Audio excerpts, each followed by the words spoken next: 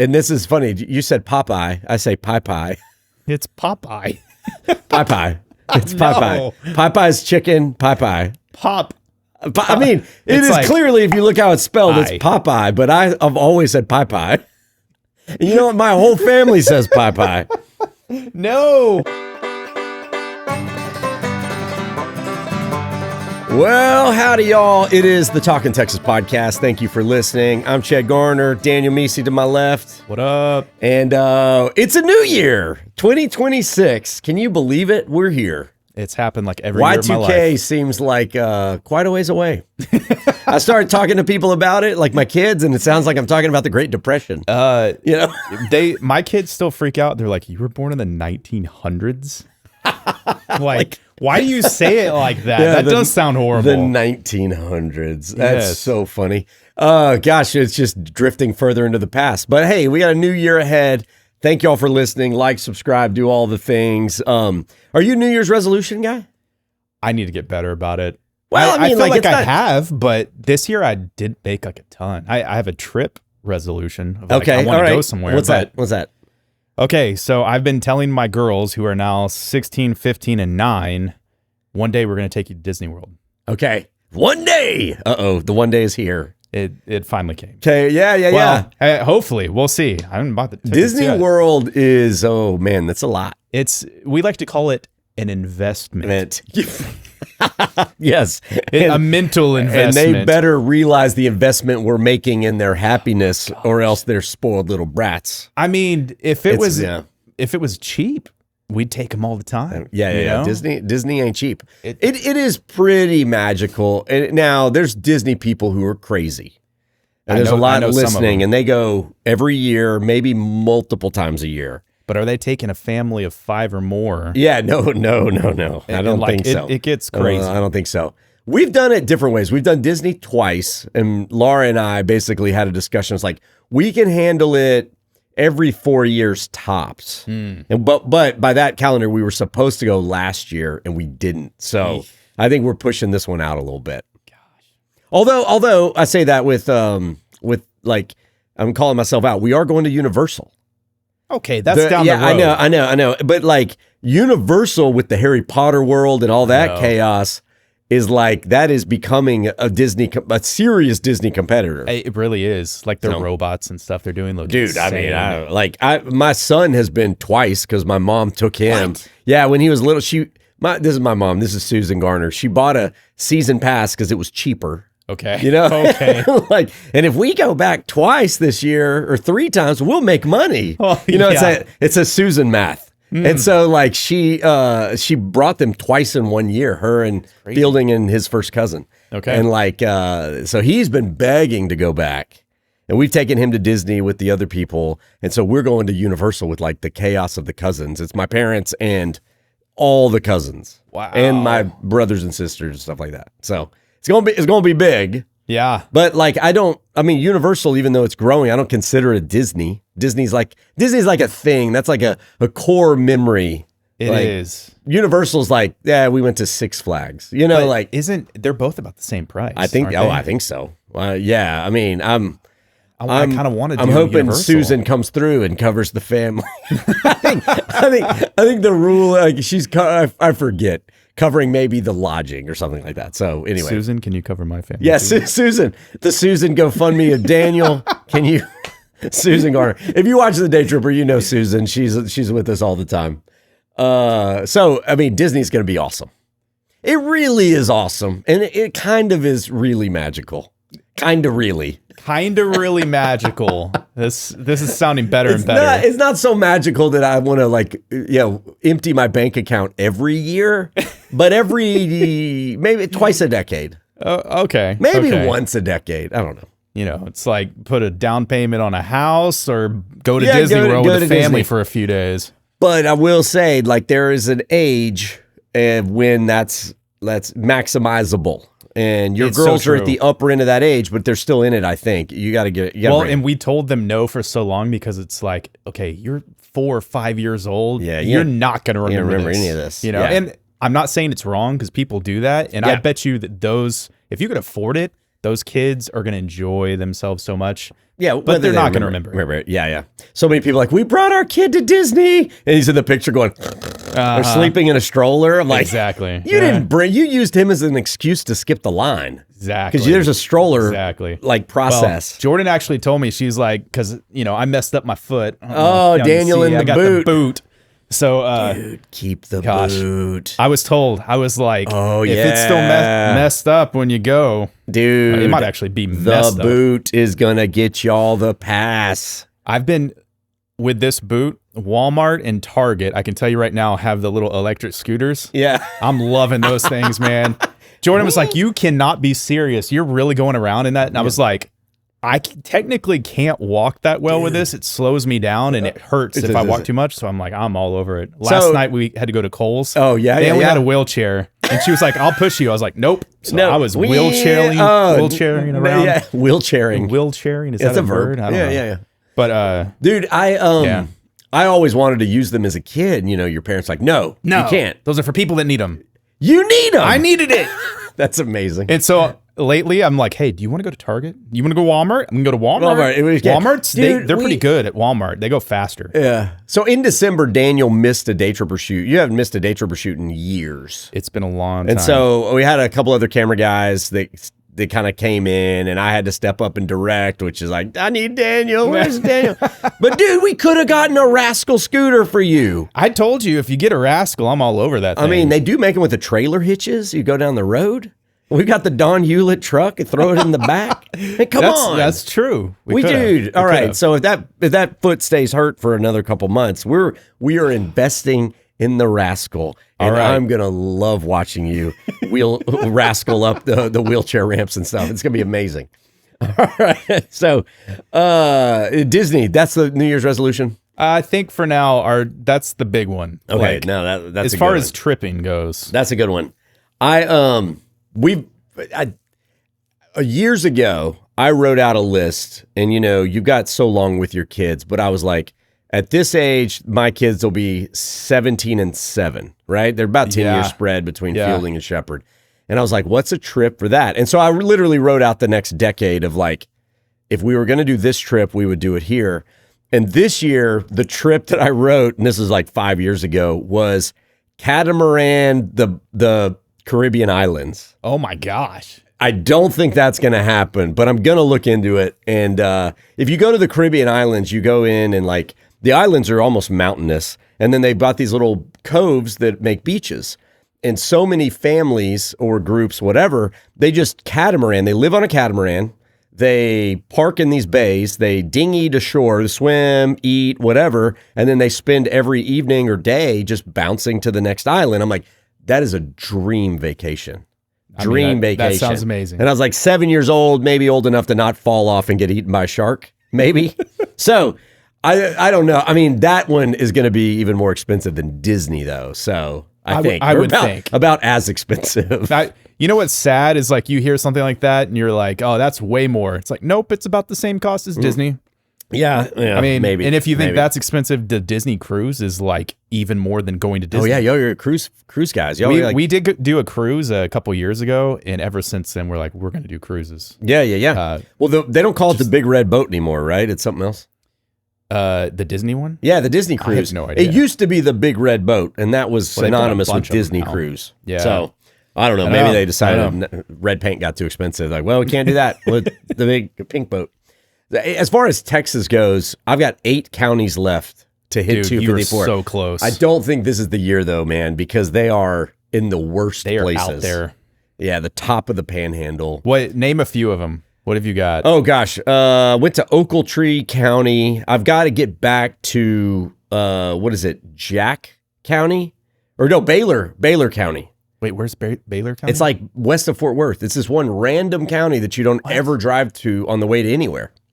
And so at the end of 2025, I had a wedding that I went and knocked 2 more out. Okay. And now it's like 8. It's within reach. What's the hardest one? The top of the panhandle. There are 3 between Canadian and Dumas and Dalhart. Okay. It would have to be a trip to Colorado that I just tell the kids. Yeah, there's no other reason to go hey, guess there. what? Dad selfishly is going to make this trip 2.5 more hours than you want it to be, which you're already driving to Colorado. It's so long. Oh my gosh. I feel bad doing that for my family or crew, but I got to do it. Hey, shout out in the comments if you are living in one of the counties that is up in the Panhandle, touching the next state. You got to be like right up there, man, touching Oklahoma. If you're one of those, let us know. Yeah. Maybe you can put me up for the night. Dude, I don't even know the names. The ones that are the most within reach is like Eagle Pass. I've never been down to Eagle Pass, Texas, which is on the border. That one surprised. Yeah, I'm surprised by that. I would have thought you did the Eagle Pass. I just never gone to Eagle Pass. Yeah. And so, there's a few, but it's only 8. That's so close. So my New Year's resolution to get 3 more of these. Just 3 this year. And if I go down into, what's the county where Rock Springs is? I actually haven't been this. I've gone to Garner State Park and Lakey County every summer, but just one over, just never gone. Yeah. So Rock Springs, and then what's the ones? Eagle Pass and the other guys. So we'll see. Might be the year, might not. Might be the year and might not. You need to do something big when it happens. Yeah. You know, like big celebration. Should we make an episode on the last county? These counties are not tourist destinations. No. So 10 minutes would be my journey going there. All right. Okay. So whatever your New Year's resolution is, I guarantee you can do it in what is it, Daniel? It's a Don Hewlett yes! Chevrolet. That's what I'm talking glad about. You're right there on that. We finish each other's sandwiches. We're both dads to girls. That's good. All right. So anyway, the Don Hewlett difference, we were talking about this. Going into a car dealership can be intimidating, but Don Hewlett has made it as easy as possible. And you can even surf through their entire inventory online. Transparent pricing. We learned this representing Don Hewlett. There's lots of shady tactics that other dealerships do when you see a price for a car and you go, that's really cheap. But you get in there and there's fee upon fee upon fee. I don't even know how that's illegal. Yeah, I know. It should be illegal. I actually think it is, but it's shady stuff. Don Hewlett, they say Texas true. What's that mean? Integrity, honesty, family, like service. They want your business for generations. Yeah. And so that's why they're my dealership. You drive a Don Hewlett. Mm-hmm. This is why we are proud to represent them. So if you're thinking about a new car, you want that new 2026 ride, donhewlett.com. And in Georgetown, I guarantee you, it'll be worth it. And just full transparency, like you may look online and be like, hey, that one's a little more expensive than this other place that I could go. Well, the truth is the other places they're hiding fees in there. I mean, we looked through exact examples. There's a lot. Mm-hmm. Not to call anybody out, and not everyone does it, but there's a lot of shady business. You're not going to deal with anybody like that at Don Hewlett. So go and check it out. Man, December was good. Fill everybody in. You dealt with the foot. This thing's about to come off. I'm about to take it off. So. You haven't been able to move it at all. So I do take the boot off when I'm going to take a shower. But the way that my foot is bent, it's like almost like a 90-degree angle, so I can't stretch it out. And so, and you were told don't. Even when you take it out, don't do that. It needs to stay in the boot, and if it's not in the boot, so I'm not supposed to, but if I have to kind of hobble around and I don't have it on, I'll walk on my heel. Okay. Yeah. If I'm leaving the shower, going into the shower. Yeah. I'm supposed to sit in the shower. Constantly aware. I'm not sitting in the shower. It's you feel like a weird old person in a nursing home when you sit in the shower. Unless if my wife's going to give me a sponge bath, I guess. That's fine. I had a baby listening. Yeah, it's got to do what you got to do. Anyways, I'll stand on my left foot and kind of just, heel on the ground. Bottom line, it's coming off, I think, in just a few days. Woo! So let's go. I'm excited. February about podcast, that. he will not have a boot. Will not have it. But as far as December, it was a great month. I love this time of year. I love this time of year. And Christmas is huge. I love Christmas. I love what it means and what it stands for. The birth of our Savior. However, I also just love the feeling of family coming together this time of year when it ges cold, because we don't have it forever. Yeah. And I'm not a cold person, I wouldn't even say, but it's like when you walk outside and it's brisk and you're like, woo, look at that. All right. Yeah. Someone give me some cocoa. I love it. And then it's hunting season. We're kind of actually coming out of hunting season now, but still, it's just kind of like things change this time of year. There's a change. And sorry, now we're like, about to get back into like going into the spring eventually. We're not there yet. Not yet. No. February is we're actually still going to be buried in the cold. winter. It is like I like as I'm getting older, I'm appreciating the seasonality of life. Like life in cycles. And I guess you got to get a few years under your belt before you start to realize this life in cycles and like the cold. But there will be a rebirth and things will bloom, and then you'll get to celebrate that, and then you'll go into the heat of summer, but it's not going to last forever, and then fall will be here, and then you'll see the leaves change. It's like it's the old man. You're appreciating the seasons more as you get older.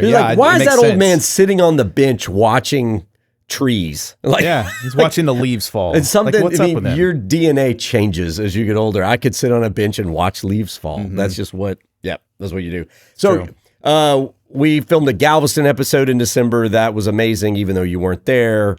We made the best of it. Ate oysters. This was the craziest thing. I love oysters. That's why we did a Galveston in the wintertime episode. It was oysters. That was the excuse. Good oysters? Oh, the best. Went to Guido's. I love Guido's is one of the oldest restaurants in Texas. They gave us fresh oysters on the half shell. We had char grilled oysters, which are like buttery and just the flame kissed. And then they gave us this platter of about 10 different oyster preparations. Okay. Some had cream and cheese and shrimp. Others, oysters Rockefeller. Some had like fried. Some had bacon and cheese. And then it was like, I could eat that all the time. Like if you like something raw, you pretty much like it every other way there is, right? That's true. Oysters like that for me. Like I love them raw. So if you grill them, fry them, you do whatever you want. I'm going to like it. Yeah. It is so divisive though. Like when people on the crew, we had like an oyster purist. Yeah, right. Okay. No. There are people who will not eat an oyster ever. They won't try. Eat an oyster? Brian, member of our crew, marketing guy, he's gone over 50 years of his life, and this was the first raw oyster he'd ever eaten. He was always like, nah, I'm not interested. Why? And we couldn't get Casey to eat one. You're kidding. We couldn't get her to touch one. Has she ever had one? Nope, never. Won't do it. And so it's like one of those things. Casey. Like, I know. Well, she orders off the kids' menu. That was like literally one of her meals came with Teddy Grahams. We made so much fun of her. But we love Casey. Casey, we do love you. But your taste buds need to evolve. Yeah. Like, come on. It's a maturity thing. It takes maturing. But there's simple eaters. And there's probably people right now like, I will never eat an oyster. And there's lots of people that are like that. They're kind of like boogers. I mean, they kind of are. Like, so if you're a texture person, an oyster is not for you. Weird. It is. But man, I could have sat there and just destroyed oysters for hours. Great. Hours. You know, the most interesting thing, though, we sat down with a member of the Maceo family who now owns a sandwich and spice shop. Yeah. But it is common knowledge and it's well documented and it's not even something that's hidden. For decades, the Maceo mob ran Galveston Island. I heard that. And we were talking to them about, their grandfather, who was the mob boss of Galveston. And she made some funny jokes like that. It's accepted. And like Frank Sinatra and the Rat Pack would come in. They would stay at the Galvez. They would play in it's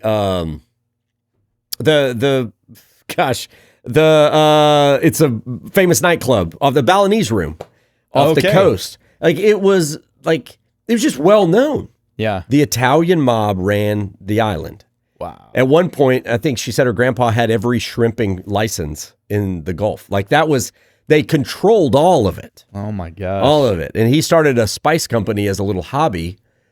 I mean, maybe there was a little something else going out the back door, but I think it was legitimately like a hobby because he didn't need to work for money. Okay. And now that spice company has a sandwich shop, makes gumbo. The family actually has pretty well documented they invented the muffalata in New Orleans. What? I know. This is the wildest story. Oh my gosh. The wildest story. It was super fun though. Super duper fun. That's cool.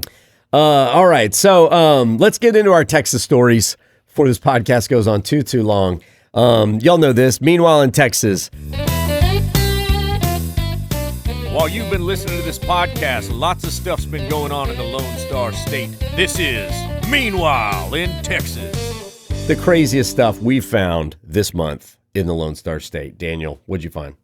So you probably heard of Wallet Hub before, right?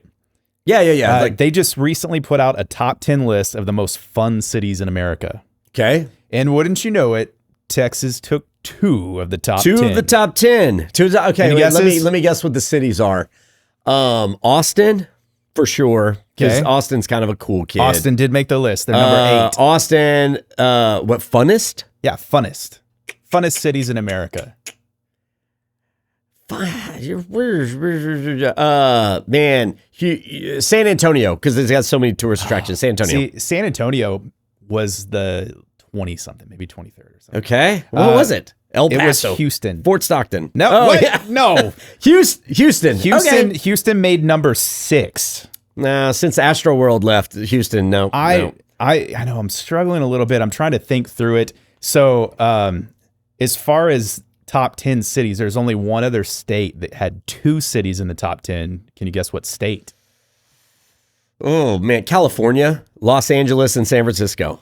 No? California did not have 2. It was Florida, and it was because of what we talked about earlier. Oh, Disney. They had Orlando and Miami, which I kind of think is a little bit of Miami. Bienvenidos. What is fun in Miami if you don't want to like just go night clubbing? I think it's the beaches and the nightlife. And this was, I looked at the metrics. There's like 65 things they looked at, and there was like a ton. One of the big ones was actually how affordable it was to do some of the things. Because they were looking at, are you having fun if you're spending too much money? Probably not. But if it's like, hey, it's just affordable, lots to do, it makes sense why Austin's on the list. Okay. And it made me also think, I take for granted how close we are. We live in the greater Austin area. Greater Austin, the edges of Austin. The edges outside of Austin. And I typically try to stay away. Well, I mean, like, it's so big. It's beautiful. Like it's the river and all the trails are free. Barton Springs is pennies to get into. It's so true. You can go and hike Mount Bunnell. There's the Green Belt. There's plenty of good food. I'm sure that's part of the list. Food is a huge does part have of a nightlife. Yeah. Austin's certainly one of the most fun cities in America. But then it also made me ask, who's on the bottom of the list? Oh, did they go all the way? You would never guess. So they only looked at 180 Beaumont. Cities. Oh, yeah. No, I didn't look at the bottom of Texas because if it's Texas, it's good. Who's on that? So as far as in the country, most populous cities. Yes. Let me think. Like Ames, Iowa. That's not even on the list. I'm sorry for anybody that lives in Iowa. I would have thought it could have been something like that. It was actually Pearl City, Hawaii. No. Made number 180 of 180. No way. You're in Hawaii? How can you be in Hawaii and it's like one of the least fun places? Yeah. I've never been to Pearl City, Hawaii. I don't even know what island that's on, but I guarantee this 20-something went here like, where's the Starbucks? This place stinks. Do you have Wi-Fi? Where's the Wi-Fi? I can't even get a signal on this beach. Why does this sound like Todd? Yeah, it does. This was our old producer Todd. Anytime we went to a little city in the middle of nowhere. Oh man, that does sound like Todd. I mean, Hawaii just has that appeal where it's put me anywhere in Hawaii. It's not the 180th most fun I've had. Like I'm laying on a hammock doing nothing. Am I having fun? Yes, I am. It's all about your perception of fun, man. It's all perception. You got to be able to have fun. Which makes me question everything else. Yeah. I'm just like, I don't know. So the top 10, really? Yeah. I guess. I don't know. I don't know. I need more info on the people who wrote that list because. You want to know who the kind of people? What do you think number 1 is? Ooh, most fun city in America? I don't know. Like New York City. Las Vegas. Oh, okay. Sin City. And see, that's a certain like style of person. Yeah. So, okay. Fair. So, yeah. All right. Well, here's what I found. This story is nuts. So, let's jump over to Carthage, Texas, Panola County, far east Texas. Yeah. All right. Carthage is known because of, famous person who came from Carthage? Is it Bernie? Bernie. I knew it. Yeah. I knew it. It's Bernie, been a while. The murderous funeral home director. But also very friendly. But also very friendly and liked. So, it's a great movie. Anyway, this guy's mowing his lawn in Carthage. He notices an interesting black rock right next to his property. picks it up, and he keeps it for a couple years. Well, he finally went around and got it appraised. That rock is worth somewhere north of 7 figures, big time. 7? It's not just a rock, Daniel. It is a demontoid garnet, which is a precious gemstone. It's the world's most precious garnet. It's bright green. It's a beautiful rock. So I guess once he got it polished up, it like looked beautiful. Like this thing is usually only found in like Russia and other parts of the world, not Panola County. And it was just sitting in his. It was sitting on the ground. It's over 500 carats big. So you're talking about a rock that's roughly the size of a fist. Yeah.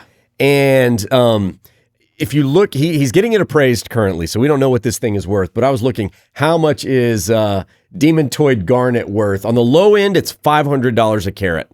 But that's for small things. A carat? Yeah, 500 carats. Yeah. So 500, that 250,000 if it's only worth that. But that's for small ones, right? Okay. The bigger a diamond gets, the more per carat because it becomes more rare. Right. So we're talking probably 10,000 and up per carat. So 10,000 times 500, you're looking at $5 million roughly, $50 million. 50 million? What a 10,000 times 500. 5 million. Yeah, five. But this is one of the largest single garnets ever found. And so the bigger it gets, the more valuable it gets. Like this thing is his whole family for infinity is gonna be set if he decides to sell it. And then it's gonna end up in the Smithsonian or like the Tower of London. What just the because heck? and it's like, how did it get there? And then I kick rocks all the time and don't ever think they're valuable. I need to see what one of these looks like so I can keeping my eyes beautiful, open. Bright green. Think Emerald City from Wizard of Oz. It's green. So kind of like your little Topo Chico over here? Exactly like this. Okay. So a stone the size of this cup, but the color of this glass. Oh my gosh. And he found it in the yard. So random. Well, I mean, we need to go buy a lot and start digging because in that area. It came from somewhere. In Carthage. So why is it in Carthage? I mean, there could be a ribbon of this stuff that no one's ever found before that's starting to break up, right? I mean, it would make sense. Unless somebody had it and was like, what is this? Yeah, but that's so weird. Like, but why would you have my grandpa brought this stupid rock back from Russia, just throw it out the window? Like, I don't know. I think Bernie used to live there. Yeah. Dude, it's crazy. The kind of stuff that you just don't think twice about. That's crazy. We were recently in a museum in Galveston, the Bryan Museum, which has just incredible stuff in it. And he was talking about just different things that they have. I was like, how did you come to get it? He's like, people clean out their grandpa's attic and they see a spear from the 1700s that was legitimately a conquistador spear. But they go, there's no way that's real. That's a replica. They throw it out, right? So he has conquistador helmets, conquistador spears. The sword that captured Santa Anna had a gold. This was the thing. Like, you just realize how precious these things are. And you can't differentiate between the good and the bad. He had a gold coin that was minted by Texas. Texas really never minted anything. Two were made and given to the last surviving veterans of the Battle of San Jacinto. All right. Only one was known where it was, and the other one, Mr. Bryan, had a friend call him who was at a jewelry shop in Iowa. And it was like, hey, this coin has a picture of Sam Houston on it. Like, that's weird. The Bryan Museum guy, J.P. Bryan, goes, okay, I know what that is. What's he going to do with it? He says, well, he's about to melt it down and just take it for gold because it's solid gold. And he's like, look, pay him whatever he wants for the cost. Find out the cost of gold, pay him that plus 10%, bring that coin back. That coin comes back. It's in the Bryan Museum. There's only two known in the world. One's owned by the Alamo. One's owned by the Bryan Museum. What? And it's priceless. It is a priceless piece of metal. Oh my God! That the guy didn't know what it was. He was going to melt it down. And how many things are lost or just not even discovered? Yeah. No, it's true. Yeah, it's true. So this is just one of those stories. Holy cow. Never throw anything away, ever. Hoard. Like, that's not, The lesson of the story is you should be a hoarder. Hoard everything you've ever found in life. So, I mean, come on. All right. Okay, well, those are fun stories. That's fun. Wow. All right, guys, let's jump ahead. History is a big thing that we do on the Day Tripper. This month in Texas history.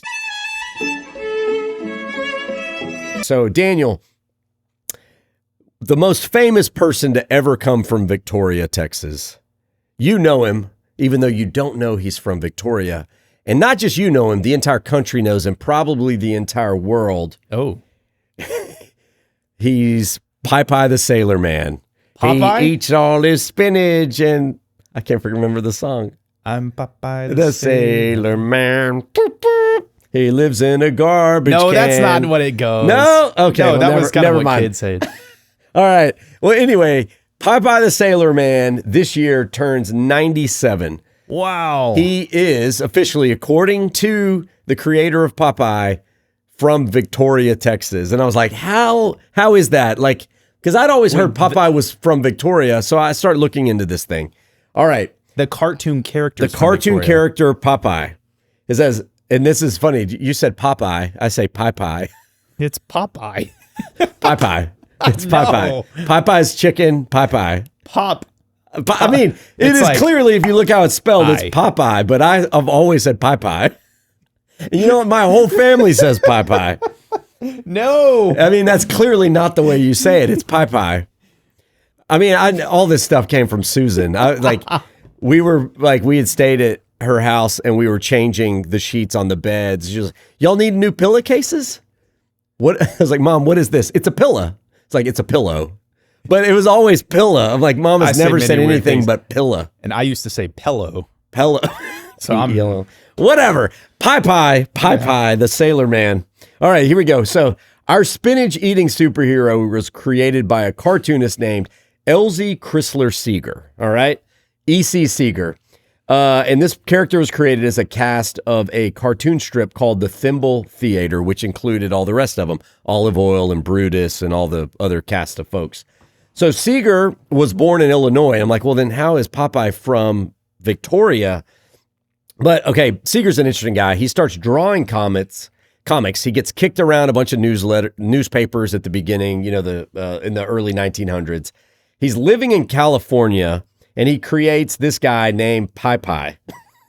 But Popeye is based on a real life character named Frank Rocky Fiegel from his hometown in Illinois. Have you ever seen the real Popeye? No. Looks crazy. Really? Like he can kind of like curl his lip up and with a pipe underneath. This isn't Robin Williams from the movie. It kind of looks like Robin Williams, but it's the real guy. Okay. Rocky Fiegel from Illinois. Anyway, he creates this crazy sailor guy who eats spinach. And on January 17th, 1929, Popeye joins the cast of the Thimble Theater. He wasn't meant to be a main character, but very soon he became like the main character of the whole comic strip. And at that time, the Victoria Advocate, which is the newspaper, was one of the first papers in America running the comic strip Thimble Theater. And Seeger considered Victoria to be Popeye's hometown because they were one of the first newspapers in the country that gave his cartoon strip a chance. Wow. And then speaking to the newspaper in the 1930s through Popeye, Seeger wrote, "Yeah, please accept me hearty's best wishes and felicitations on account of your paper's 88th anniversary. Victoria is me old hometown on account of that's where I was born at." So, okay, Popeye himself from Victoria said Texas. He was born in Victoria. And then this is kind of crazy. So the spinach industry, right? Popeye, like he runs completely on spinach. The spinach industry credited Popeye and Seeger with a 33% increase in spinach consumption from 1931 to 1936. So it wasn't meant to be like spinach pop propaganda, but that's what it became. And in 1937, Crystal City became the spinach capital of the world. I guess we made a ton of spinach down in Crystal City. And they erected a statue to honor Seeger and his famous Popeye the Sailor Man. It's still there. Yeah. There is a statue of Popeye down in Crystal City, Texas. So, oh my gosh, the more you know. The more you know.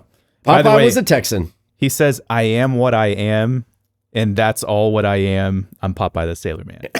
That's he what doesn't it is. live in a garbage can. No. You know what? I never actually thought about that. He definitely doesn't. There's live in a rubber many ground. verses to this song, by the way. Popeye the Sailor Man. I'm strong to the finish because I eats me spinach. Strong to the finish because I eat Who was the me guy spinach. that walked around and tried to turn chickens into burgers? Oh, Do you remember that? I do. He had like a grinder. Yeah. And he would, I remember Olive Oil and Brutus. You know, they were the two other people. Yeah. Olive Oil. Oh, Popeye. oh my gosh, that was the funniest thing. I need to watch more Popeye. My kids don't know who Hey, he you said it is. right. I don't think. Yeah. Popeye? No, don't say that. All right. So if you go out and eat some spinach today or sometime this month in honor of Popeye, it's his birthday month. Yes. All right, so let's go. Texas Music Minute. Now, this is where we bring y'all usually a new band with new music, but this month we're going to bring you a old band, a famous Texas artist, because in December he passed away and the world lost Joe Ely. So Joe Ely was a legend, a staple of Texas rock country music, and he went to be with the Lord in December, and so I thought it was only appropriate that we honor him with this month's Texas Music Minute. I was sad when I heard it. I know there's a lot of people out there who really aren't familiar with Joe Ely's music, but that's why we're going to play some. Joe Ely, you? Oh, Daniel's raising his hand. I'm not, I know the name and I'm not overly familiar. You did know the name, though. Oh, absolutely. Okay. Yeah. Yeah. I mean, but if you ask me a song, Yeah. No. Joe Ely was one of those guys. He was famous, without a doubt, in the Texas music scene. yeah. And then a lot of people were familiar with his songs, but he never had a breakout hit. Okay. Really. And so we're going to play one of his songs, She Never Spoke Spanish to Me. This is from 1977. This is from his solo career. Now, I'll get into kind of how he became famous before his solo career, but let's listen to this one first. She Never Spoke Spanish to Me.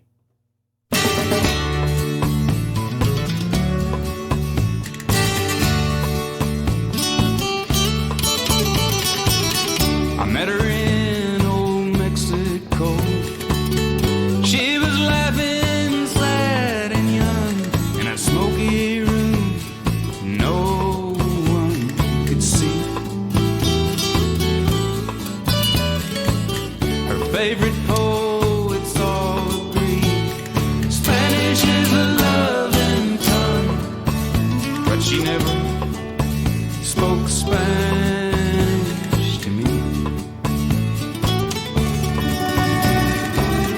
She was born in Monterey. All right, so that's Joe Ely. That's that tune is classic. very Latin infused, so to speak. Sounds Joe, great, though. Joe was known for putting on insane shows. And I didn't know about this till I got to see him in person once. He played a set at Austin City Limits honoring Lloyd Maines, who is Natalie Maines' dad, she's the front girl of the Dixie Chicks, or the Chicks now, I guess. But Lloyd is a steel guitar player. He's a music producer. And so it was a who's who of people coming to play this show to honor Lloyd. Joe Ely was one of those. He came and he tore it down. He was an elder statesman at that point. This was maybe a decade ago, and just blew the place away. Wow. And that's the first time I got experience with his live shows. We went to Green Hall not long after that, which is the oldest dance hall in Texas. We were talking to the owner there, and she was talking about having to build firmer wooden tables to make them Joe Ely proof. And that's one of the ways that I've heard about him Yeah. as well. Because the That was people crazy. at his shows would jump on the tables and just go nuts. Yeah. Because he was just a rocker at heart and just Yeah. like an endless ball of energy.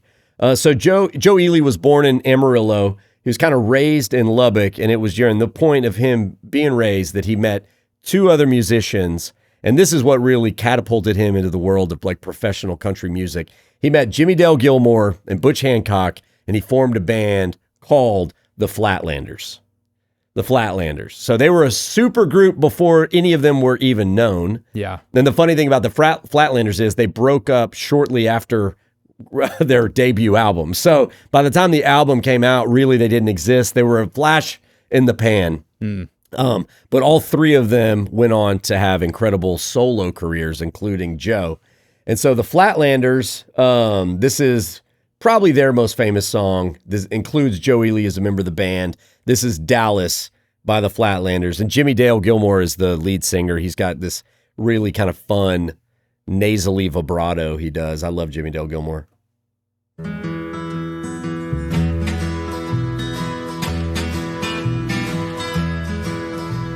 you ever see Dallas from a DC 9 at night? Well, Dallas is a jewel, oh yeah, Dallas is a beautiful sight. And Dallas is a jungle, but Dallas gives a beautiful life. Did you ever see Dallas from a DC 9 at night? Well, Dallas is a woman who will walk on you when you're down.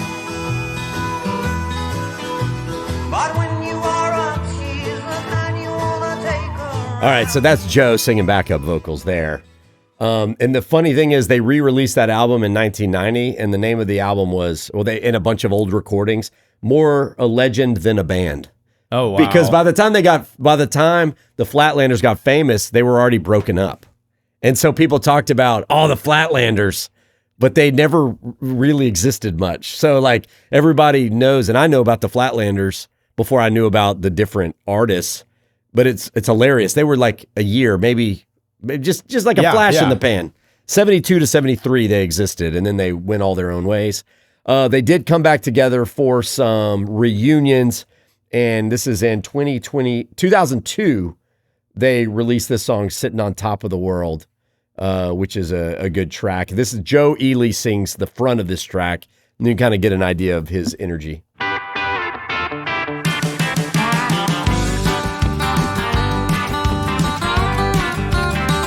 Was in the spring, one sunny day, my sweetheart left me, Lord, she went away.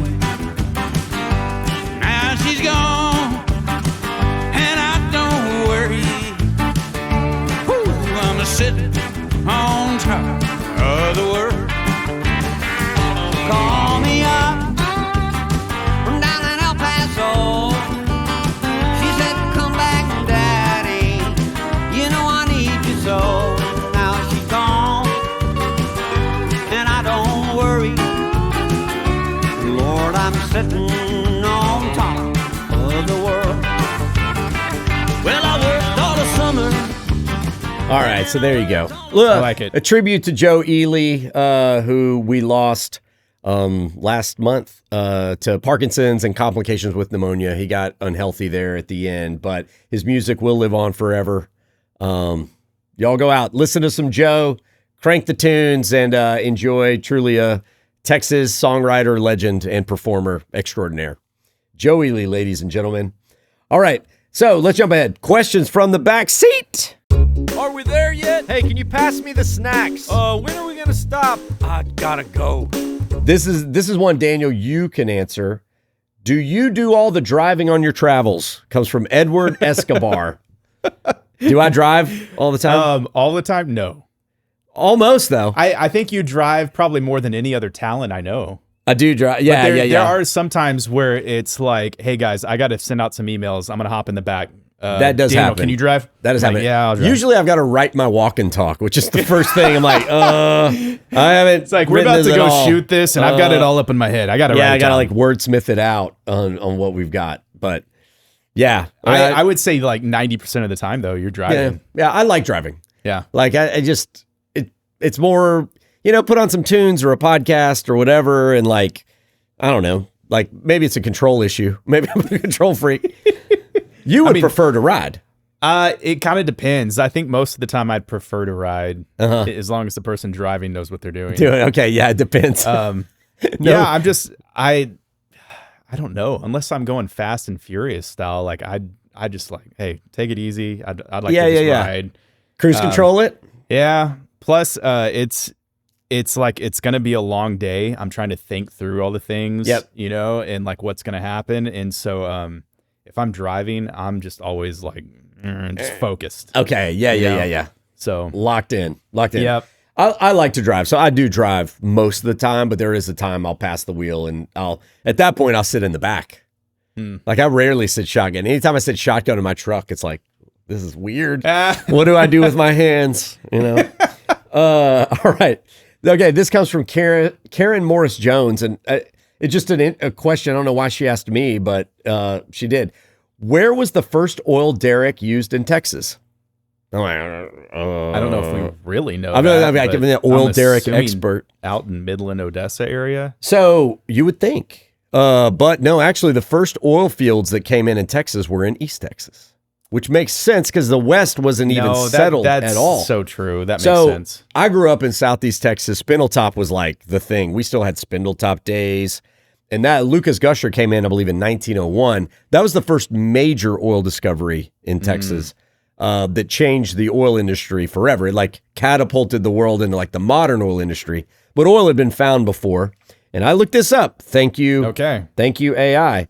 The first oil derrick in Texas was part of the Lynn Taliaferro Barrett operation near Oil Springs, Nacogdoches County.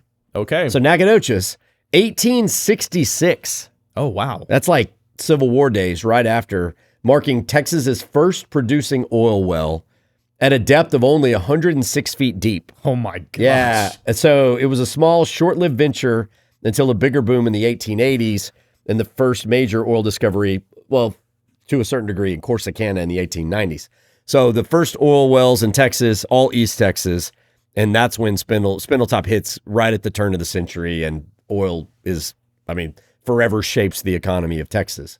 But that's kind of neat. And, an oil derrick is an interesting thing. I didn't even know why they existed, but the drill bits are so long, you got to prop them up and then drop them down. Yeah.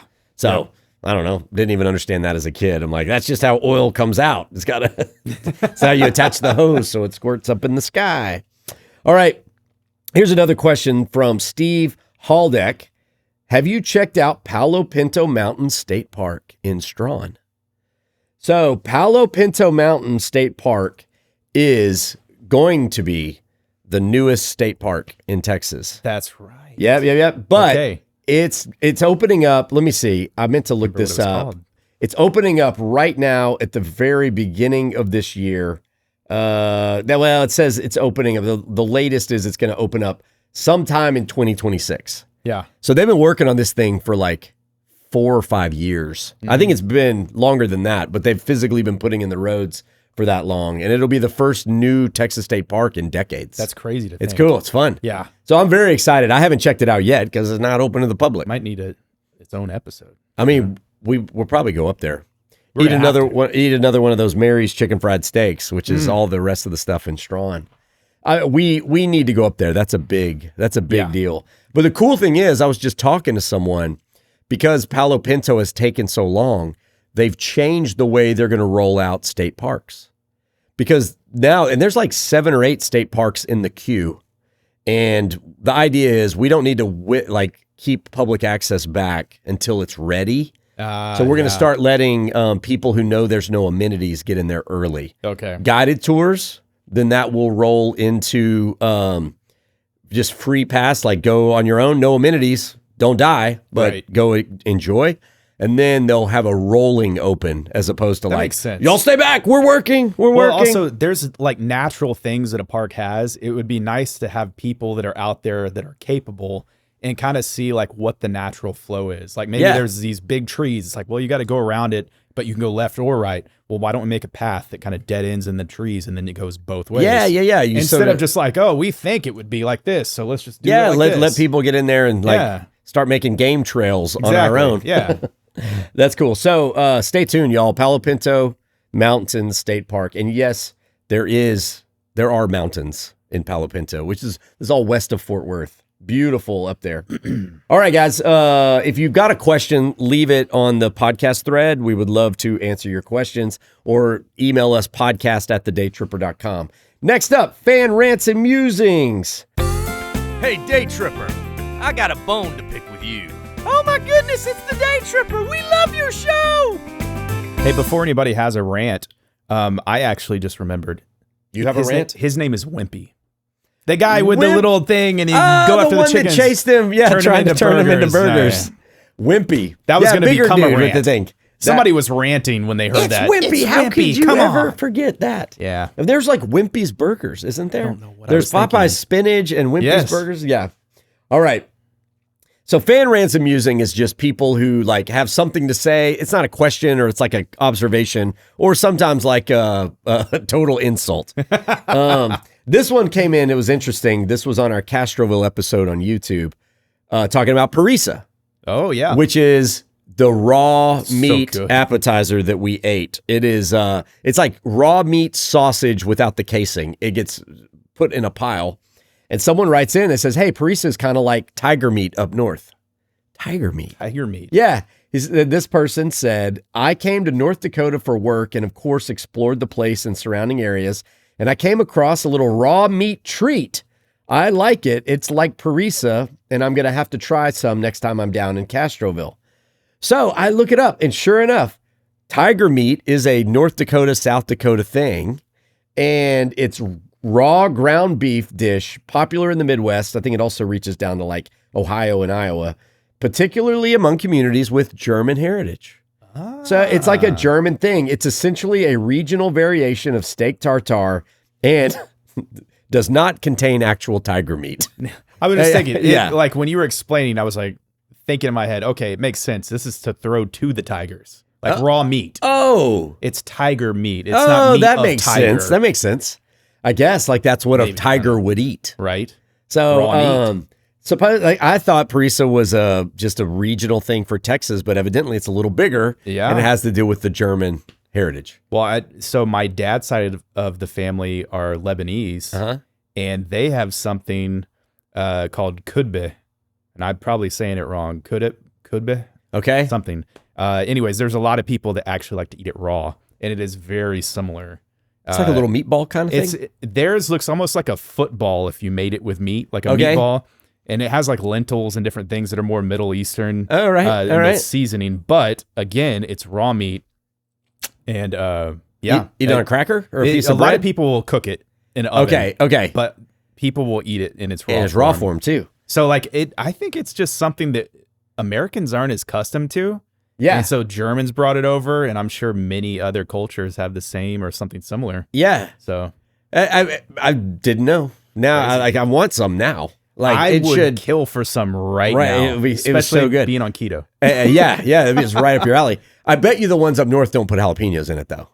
They should. The Jukes Meat Market in Castroville, Oh my jalapeno parisa, cheese like good enchilada cheese, soft cheese, like government cheese. government cheese. Yep, jalapeno, salt, pepper, onion. It was like a Tex-Mex deliciousness. Okay, You got to do it the right way though. Like this needs to be the first thing that a butcher does at the beginning of the day because all their equipment is clean. Yep. It's been sterilized. It's clean, and then the meat is prepped just right. So when they cut it up and all Put the it grind through the grinder. nothing has touched it. Yeah. Other than that clean clean equipment. meat thing. Yeah. And so I was, I remember asking, I really wanted to take some home. And I asked the guys like, hey, can I bring some of this home? He's like, well, did you bring a cooler? I was like, no. He's like, probably not. It's like, we always tell people you need to eat it within 24 hours. He said, but there's some old timers around here that'll let it go a week or so in their glove box. And then he goes, what? just drink it, eat it, and drink a Lone Star beer, and that'll kill anything in your guts. It's like, all right, that's amazing. Oh man. Okay, it's not October. This next comment was so spooky, I had to include it. And I have no idea if this is true or not. This was left on our Heiko episode. And it says this. Get ready. I mean, cue some scary music. Dim the lights.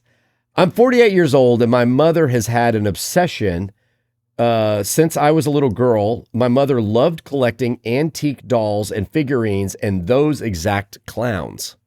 So in the Heiko episode, we showed some clown art or maybe some clown figurines. And she's making a connection. My mom it was just on the wall of a restaurant. Okay. And so she said, my mom collected those exact clowns. Well, I happened to be 11 years old a very long time ago, and my mom gave me a box full of those clowns. And mind you, I'm one of those girls, and I think that this is all nonsense, but in the middle of the night, I would get woken up, and all of a sudden I would look, and the dolls were next to my bed. the clown dolls, and they had literally been moved all around my room. My mom keeps making fun of me this whole time, and I'm going through this. And then this happens. I'm in a deep sleep in my room on my king-size waterbed at 13 years old. I woke up levitating and slapping the ceiling fan. I was levitating into the ceiling fan right above me, and as soon as I realized it, whoosh, I fell from the air, landed on the huge waterbed. Needless to say, this wannabe thug girl, aka me, ran across the house, yelled, woke up my mom with the exact words, "Mom, I've been exorcised." Like, well, that's all I could say. Visibly shaken, my mom just turned the other way, told me to go back to sleep. Yeah, sure. I slept at my parents' bedroom door. This is the day I recall it, and let's just say things have not been in my favor ever since. What? That's a lot to process. That's a lot to process. If your mom gave you a box of antique clown dolls, what's the first thing you do with them? I'd probably throw them away. You burn them in the fire immediately, or else this happens. I guess she didn't like the episode. I don't. She says nothing about the episode. I don't. She just. I think she got too traumatized from seeing the clowns. Just left the comment and left. That's the weirdest thing. I mean, yeah. You wake up levitating. She's at the ceiling, slapping the fan. I don't know what you do. That's a movie. That's a horror movie. I'd love to say I don't believe anything like that, but there's some weird things in this world, man. Weird things. You know? So demonic antique clown dolls. This is the lesson from this. Just don't buy the antique clown dolls at the antique store. You don't want those. Don't mess with them. You just walk away. The only clown I ever liked was Bozo. Bozo was the purest. He was a good guy. Exactly. And I learned very good ball tossing technique, from watching Bozo. Bozo. Just saying. That's true. Man, after it, we all got traumatized, man. It ruined. It's back on TV, right? I think there's another movie coming out. Well, I think it's a series. Is it a series? Road to Derry? Maybe it's I just saw they smashed a streaming record. Really? So, anyway, I'm people, good. clowns, Pennywise ruined it for all of us. His dumb little red balloons in the sewer. All right, this is a happy one. This comes in from someone else on YouTube. I think small towns are great. On our last podcast, she said, I think all the small towns are great because they're unique to Day Tripper. A lot of us have an idea of what's going on in San Antonio, Houston, etc. But I'm just a guy on the East Coast learning about what's going on in Albany, Texas. And how cool is that? Hey, all right. What a random episode to watch, but it's always amazing to us that we can make a show about like a little town like Albany, which most people had never even heard of. And then we do the storytelling in such a way that some guy on the East Coast is watching and going, oh, that's cool. Yeah. So anyway, thank y'all for watching wherever you're from, whatever part of the globe, whether you call Texas home or not, it means a whole lot to us that y'all are tuning in. So thank you. Thank you. And especially if you've stuck with the podcast so long. You mean this specific one? About this podcast right here. Yeah. Hey, I mean, it's only been 57 minutes. I think that's right. We can go longer. We can go way longer. This is nothing. All right, y'all. Thank you to Don Hewlett Chevrolet, donhewlett.com if you're looking for a car in the New Year's. Thank you to Alex Fort, our producer. Y'all join us next time. We'll be back next month. Like, comment, subscribe, do all the things. Daniel, do your worst. See y'all later. And vaya con Dios, amigos.